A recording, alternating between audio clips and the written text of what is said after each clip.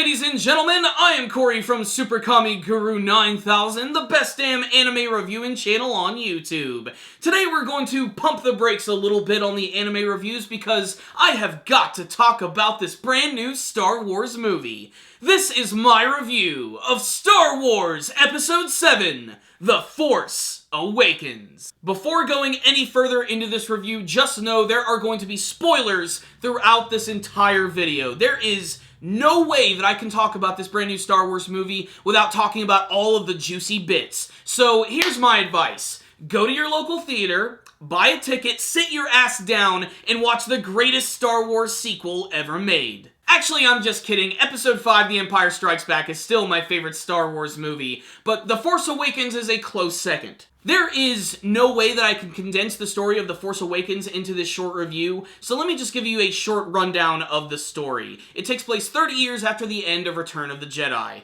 The Empire has become the First Order, the Rebellion has become the Resistance as they continue to fight each other. During this time period, Luke Skywalker tried to create a brand new Jedi Order, but it was all destroyed and all of his Padawans were killed by Kylo Ren, a dark Jedi who is the main villain of this movie. The Resistance is doing everything they can to try and find Luke Skywalker, who's decided to go into exile, very similar to Master Yoda from the original trilogy. Apparently there's this secret map which has been acquired by the Resistance, and they try to stow it away in this little droid who is known as BB-8, who's just so freaking adorable. But the Resistance finds out about this, they end up capturing the pilot, but the little droid manages to go away, and that's where he meets Rey, who is this scavenger girl living on the planet of Jakku, and she also happens to be an orphan and may or may not be related to a very important Star Wars character. We also have the character of Finn, who is a stormtrooper, otherwise known as FN-2187, which Star Wars nerds are just gonna love that reference.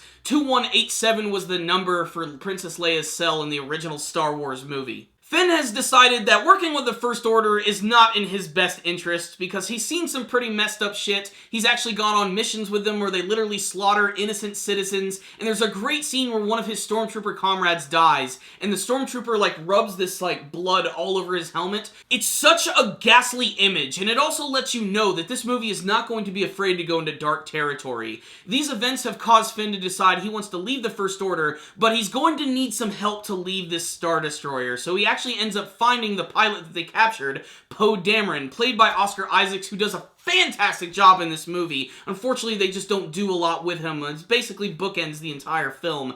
But they end up teaming up together, and they crash land on the planet of Jakku, and this is where Finn actually ends up meeting Rey. Poe Dameron gets separated, and it's implied at the beginning that he is killed, but he's actually just been thrown from the ship and ends up getting picked up by the Resistance. So Finn meets Rey meets BB-8, they make a quick escape in the Millennium Falcon, which is basically just hanging out in a junk heap. It looks like Han Solo actually had it stolen from him years ago. Rey ends up getting in the Millennium Falcon, they have this amazing flying sequence, and they end up escaping from them going into space, but they don't go far because eventually they are found by Han Solo. They actually lock onto the signature of the Millennium Falcon, and they recognize it immediately, and they actually capture them, and this is where we're finally reintroduced to the character of Han Solo and Chewbacca, and then they end up teaming up with them so that they can get BB-8 to the Resistance so that they can also destroy this massive super weapon which has been created by the First Order known as Starkiller Base, which is like the Death Star on crack. It has the ability to pretty much destroy entire solar systems,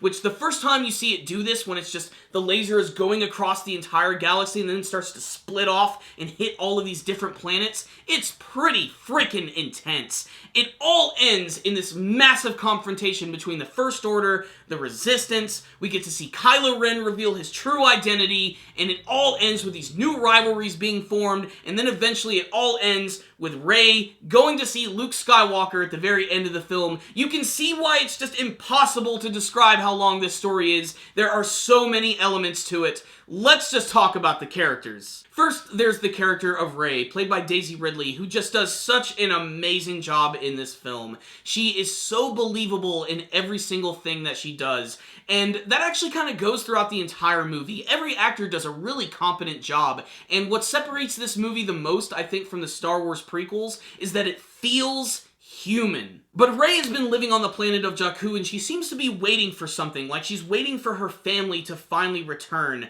And this family may actually be related to the Skywalkers. There's a lot of evidence to that. There's a scene later in the film where she actually ends up finding Anakin Skywalker's original lightsaber, and the one that was used by Luke in Empire Strikes Back, which has actually been held onto by this old pirate by the name of Maz Kanata, who's another pretty awesome character. We'll get to her in a second. But basically, when she picks up this lightsaber, she starts to have these visions. And some of these visions are really insane. They're things that we actually haven't seen. Like there's a scene with Kylo Ren and the Knights of Ren as they're probably killing all of the Padawans. You can also literally hear Darth Vader's breathing. You can even hear Yoda for a split second. But because of her strong connection to this lightsaber, she's almost certainly related to the Skywalker family in some way. And also, just the cool thing about her is that she's a really strong female character. At the beginning of the film, she's kicking ass with a staff, and by the end of the movie, she ends up literally using the lightsaber to battle against Kylo Ren and straight up whips his ass. She destroys him, and I know that a lot of people have had a big problem with that scene because they felt that why would Kylo Ren, this dude who has been training for years, lose to someone who's just now learning to use the powers of the Force?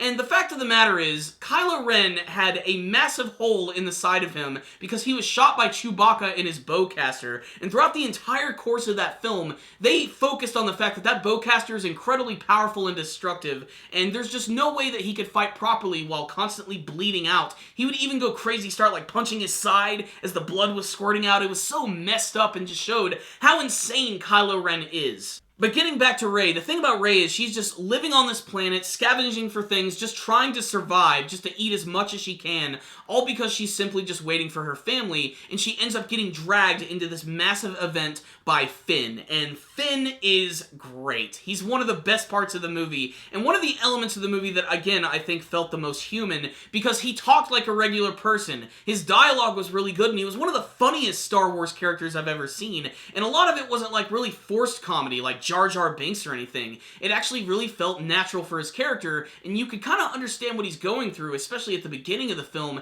after all of the death and destruction that he saw, and just how hardcore the First Order is. Not to mention, it's also implied that the stormtroopers of this series are literally children who are taken from their parents and trained, basically, to be these hardened killer soldiers. So he just does not want to be a part of this organization, and his interactions with Rey are great. It's pretty obvious he has some romantic feelings for her, and I'm not sure if the feeling is mutual or anything, but they form a really strong bond with one another, and they really play off each other very great. And things just get even better when you have Han Solo and Chewbacca finally enter the scene. When they finally emerge on the Millennium Falcon for the very first time, just the crowd in the theater just went insane. It was so amazing. And Harrison Ford, again, just brings all of his bravado to the character of Han Solo. A very different version of the character that we've ever seen, because he's clearly visibly upset about something, but he's also trying to sort of like reclaim the old Han Solo, the smuggler, if you will. Chewbacca returns, and he's really awesome and just as badass as always with his bowcaster. He's a character, again, who has, like, no real dialogue in the movie. Like, there is a translator for him in Rey. And going back to Rey for a second, what's really cool about Rey is just that she's really smart. She's really tech-savvy. She's a great translator. And over the course of the film, as she's piloting the Millennium Falcon, you can see that she's getting very competent with it and even, like, upgrading the ship a little bit, bypassing the compressor, if you know what I mean. And this really impresses Han Solo a lot. He even wants to bring her aboard the ship to be like the next crewmate, which I think would have been really awesome if Han Solo had actually survived in this film! That's right, let's go ahead and get the elephant out of the room. The biggest thing about this movie is definitely the relationship between Kylo Ren and Han Solo and Princess Leia. And General Leia. I don't want to piss her off. C-3PO almost made that mistake in this movie. So here it is. Like I said, spoiler warning at the beginning, so don't get all pissy. Kylo Ren is the son of Han Solo and General Leia. His name is Ben Solo, and at some point in time when he was training with Luke Skywalker, he became corrupted by the dark side of the Force because he's completely obsessed with Darth Vader. That, and he was also seduced to the dark side of the Force by this character by the name of Snoke, played by Andy Serkis, who is still a complete mystery. I don't really want to say too much about Snoke quite yet because I haven't seen enough of the character to make a full assessment. All I know is he's very similar to the Emperor in many ways. He's old and decrepit and deformed, and he has a really real strong connection with the dark side of the Force, and he may or may not be absolutely massive. When you see him in this movie, he's just this giant hologram who's sitting on a chair. The only thing I have a problem with this character is that looking at the way he looked and everything, he could have been a practical effect. I really don't think there was any reason to make this character into a CG creature. I know that Andy Serkis is on board, and he's such an amazing, like, motion capture actor, but they didn't do anything really crazy with him. All he was doing was just sitting in a chair and moving his hands around. That was just about it. And just looking at the face of the character, which is all just messed up and deformed, they could have done some practical effect makeup to bring that to life. But that's just nitpicking on my part. There's actually barely any real CG characters in this film. Aside from him, I would say it'd probably be Maz Kanata, but the CG actually looked pretty decent on the character and was pretty believable. But let's get back to Han Solo and Kylo Ren. Okay, at some point in the past, Kylo Ren, or Ben Solo, actually became seduced by the dark side of the Force, destroyed Luke's brand new Jedi Order, and this just really strained the relationship between Leia and Han Solo, with Han Solo going back to being a smuggler, and Leia going back to work with the Rebellion, otherwise now known as the Resistance. And they always sort of felt that maybe their son was gone, but Leia could always sense that there was still something good in him, very similar to Luke Skywalker and Darth Vader's relationship in the old films. And at the very end of the movie, there's this scene where Han Solo sees Kylo Ren, and he confronts him, and he does everything he can to try and bring him back to the good side. And it almost looks like it might happen. You can see a lot of conflict with the character of Kylo Ren, but he decides that in order to become stronger, he has to cut all ties, and that's when he kills Han Solo by taking his lightsaber, impaling him, and then Han Solo falls over this edge and is definitely dead. There's no way the character is coming back, especially because right after that, the room just explodes in this like ridiculous Michael Bay explosion scene because of Chewbacca and his badassery. But the scene here is kind of predictable, and probably the most predictable scene in the movie, but it still really affected me. It really made me reflect on the character of Han Solo when that happened. Like, all of, like, the original, like, visions of what he did in the old movie, like, popped up in my head as that scene was happening, and it genuinely did upset me. You could actually just hear the crowd gasp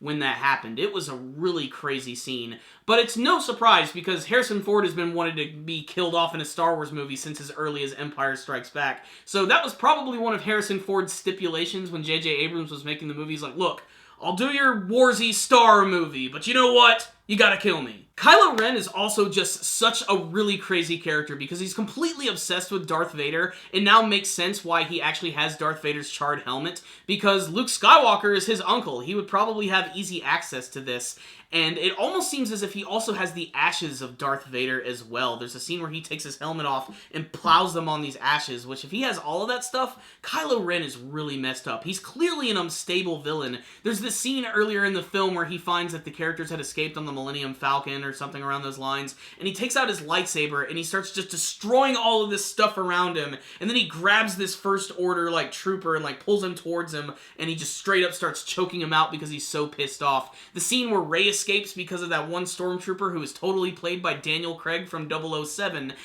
he actually ends up just destroying everything in the room, and these stormtroopers start to walk by and they see all the destruction, and then they immediately turn around like, oh shit, screw this. His lightsaber battle at the end is also really intense because at first he goes up against Finn, and all of the marketing is going to make it look like Finn is going to be like the main Jedi hero. It actually ends up being Rey, who just completely just demolishes him in this amazing lightsaber fight, which is more like the old Star Wars lightsaber fights. And you know what? I kind of like that. It doesn't look like some sort of weird choreographed dance that these guys have done 10 times before and they're just rehearsing it again for like the umpteenth time. It felt like an actual sword battle. And Kylo Ren is not fully defeated, but he ends up getting scarred across the face, which is pretty messed up, just making him even more similar to Vader at this point. And he is going to survive and live on in the next movie as he's going to be training with Snoke again. I wish we'd have had more time with the X-Wing pilot Poe Dameron, played by Oscar Isaac. He did a really, really great job in this film, and all of his scenes that involve the X-Wings, especially that one when they go towards Maz Kanata's planet, was just so fantastic. There's this one continuous shot of him flying around the castle, taking out multiple TIE fighters at once. It's a really intense scene. While this awesome ground battle is going on beneath them, there's a scene where Finn actually uses a lightsaber and fights against this one stormtrooper who throws his blaster and shield down, and he brings out this like giant like electrical tonfa weapon that he can like swing around, and he ends up fighting against Finn. It's so damn cool looking. That was one of the coolest stormtroopers ever. You could tell that guy was looking for a really great fight. There's Maz Kanata's planet, which is run by this little alien by the name of Maz, who is this little orange, like, super wise alien who's actually holding on to Luke Skywalker's lightsaber. How did she get it? I'm not quite sure. That's a story for another time, but her entire hideout is awesome. Very reminiscent of the Cantina or Jabba's palace, with all of the cool practical aliens, some of them actually being puppets. It just felt organic and real and like a Star Wars movie. There was even a band playing. And then, of course, there is Captain Phasma, played by Gwendolyn Christie of Game of Thrones fame. This character is so cool. She's the Boba Fett of this movie because she looks really awesome. She's a chromed out stormtrooper, but she doesn't really do anything aside from sprout a few lines, and at the very end of the film, she's thrown into a trash compactor, which is a really funny scene, which they don't unfortunately show, so I'm not sure if she escaped or if she even got away from Starkiller Base when it was destroyed, which that's probably my only complaint of the film, and probably will be for most people. The whole Starkiller Base thing is very similar to the Death Star run. They even go through the trenches, they go inside, and they have to shoot it and destroy it from the inside. I was kind of hoping they would just destroy the weapon part and that the planet would be fine. But no, everything crumbles. But that being said, everything else in this film just worked, and it all ends with this scene. After Han Solo is dead, everybody finally just sort of collecting themselves, and Rey and Chewbacca go off in the Millennium Falcon with R2-D2, who finally returns at the end of the film. There's also C-3PO, who has one of the greatest entrances ever, because when you see Leia and Han Solo meet for the first time,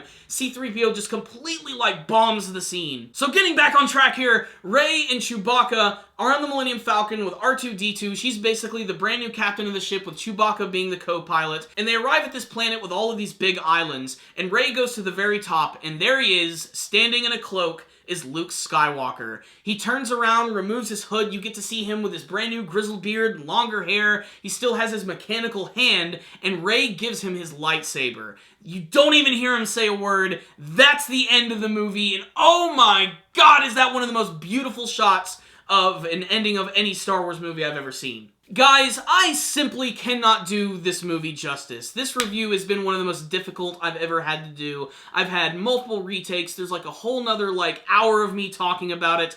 I just had to condense this down as much as I could. In the future, I'd like to do a more detailed review of the movie, just talking about the elements when I get to sit down and think about it a little bit more. Probably when it's released on DVD and Blu-ray. It's definitely going to be something I'm going to pick up immediately. What I will say is, Star Wars is back. It has the feeling of the old films. It's got some old stuff, it's got some new stuff, it's carving its way in the Star Wars history, and you have to see it if you're a fan, if you're a casual fan, or even if you're just a fan of good movies in general. J.J. Abrams, you've knocked it out of the park, you finally brought Star Wars back, and it's only the beginning from here. We have an anthology movie coming out next year, and then before you know it, we're gonna get to see Star Wars Episode 8. I really hope that Rian Johnson, the director of that film, is going to do a competent job, because J.J. did a fantastic job of making it feel like Star Wars. Let's see what the new guy is going to do. So, fantastic movie. If I were to just give it like a score out of 10, I would give it an 8 out of 10. It's not a perfect film. There are some flaws, and it does follow the beats of some of the older films.